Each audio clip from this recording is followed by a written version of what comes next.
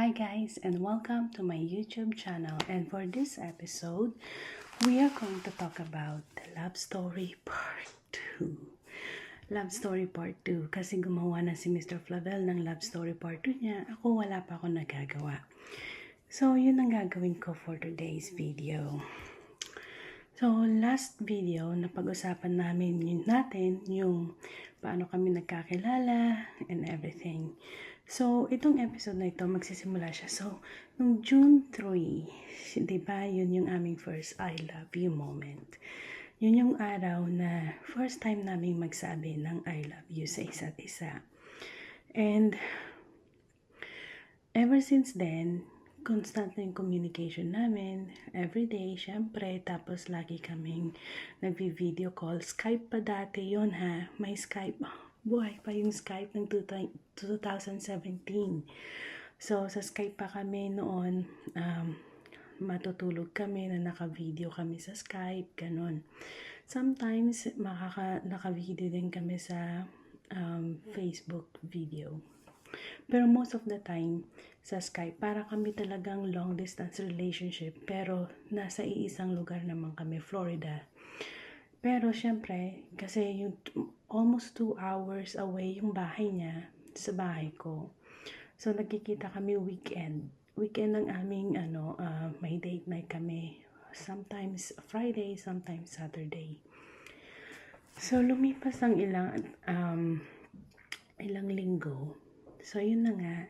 Importante kasi sa akin na makilala niya yung parents ko, makilala niya yung kuya ko. So July noon, sakto na nandun naman sa nagbakasyon sa US ang aking kuya na nasa Dubai. So napag-isipan ko na ipakilala siya.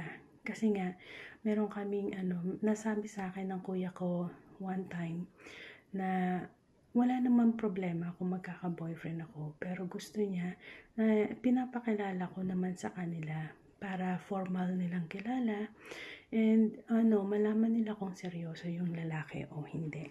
So na-open ko yun kay Mr. Flavel. So July of that same year, 2017, nakilala niya ang parents ko, si Kuya Frankie at ang mga dalawa kong kuya, and wala yata si Kuya James din. Ay, nandun din. So, sakto, lahat ng kuya ko nandoon, except kay Kuya Edward. Si Kuya Edward kasi nasa Philippines. Yun na nga. So, after that, may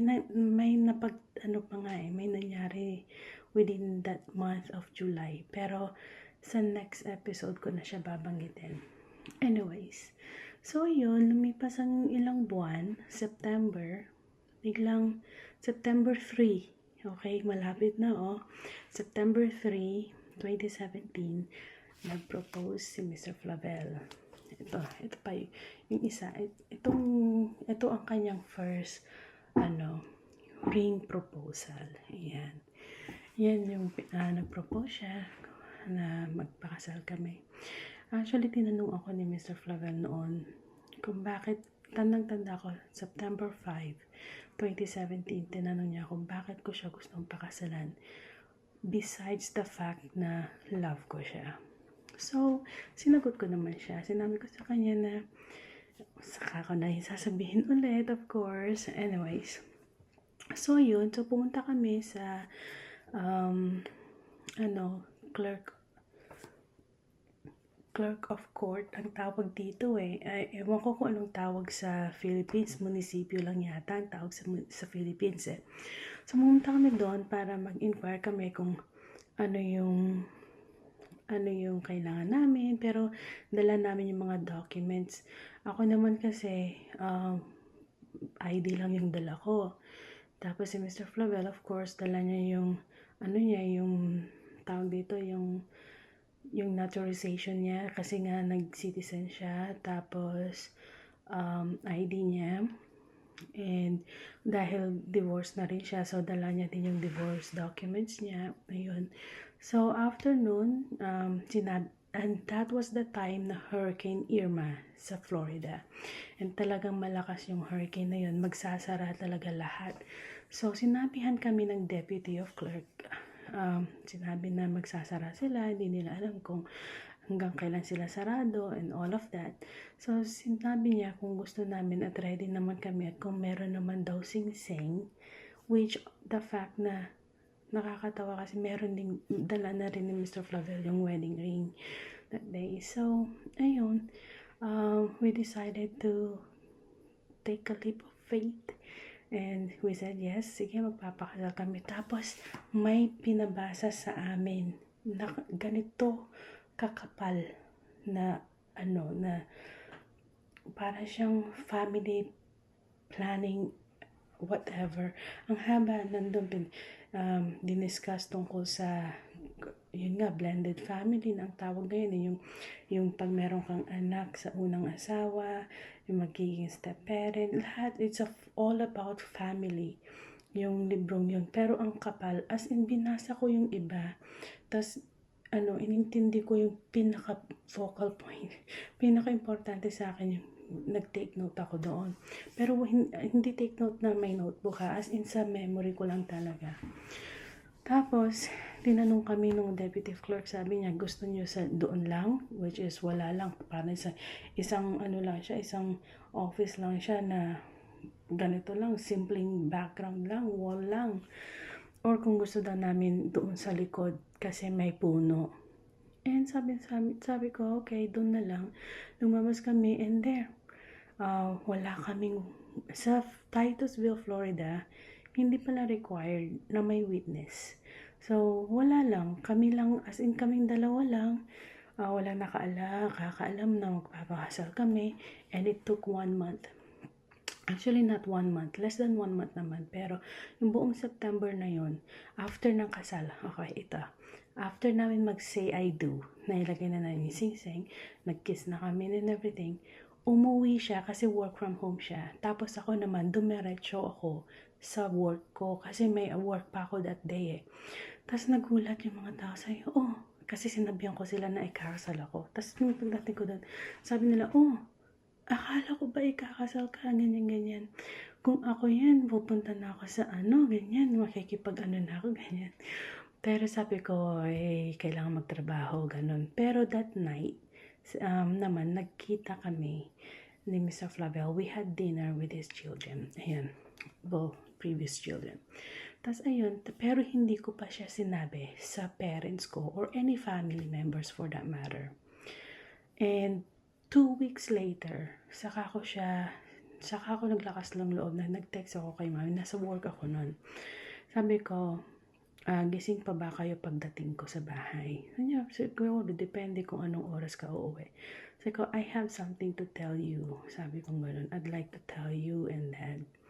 So, nung pag-uwi kong gano'n, sinabi ko kay mami, si mami na lang yung gising. Sabi ko, kasal na ako. Ayaw maniwala. As in, ayaw maniwala. Pinakita ko yung marriage certificate namin and everything. Tas paglabas ng kwarto ni daddy, sinabi ni mami, pinakita niya, lagapak yung pintuan ng bedroom nila. As in, kagalit siya. Tapos,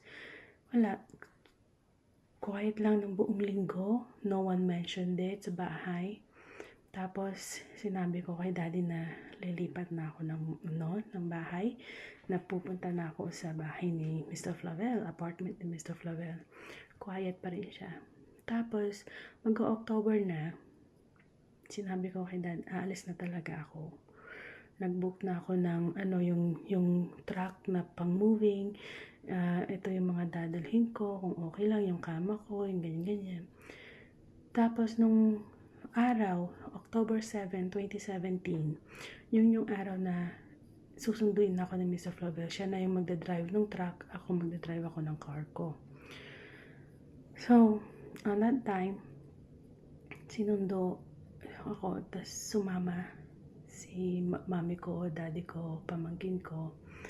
And hinatid naman nila ako kasi gusto daw nila makita yung location kung saan ako titira and everything.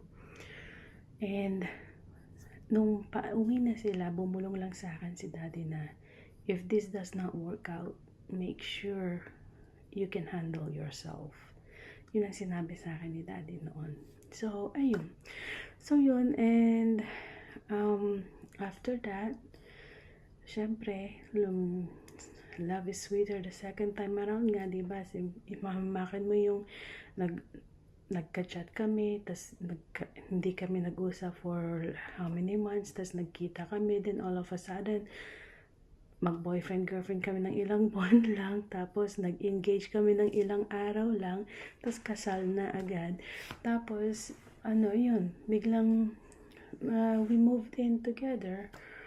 And it was a lot of adjustment for both of us kasi it's an adjustment for me kasi syempre wala na ako sa bahay, wala na ako sa safe haven ko, sa comfort zone ko na bahay ng parents ko.